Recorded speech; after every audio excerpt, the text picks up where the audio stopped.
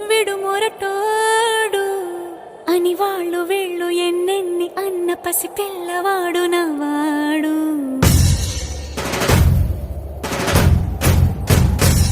విడుముండోడు అని ఊరు వాడ అనుకున్న గాని మహారాజు నాకు నవ్వాడు.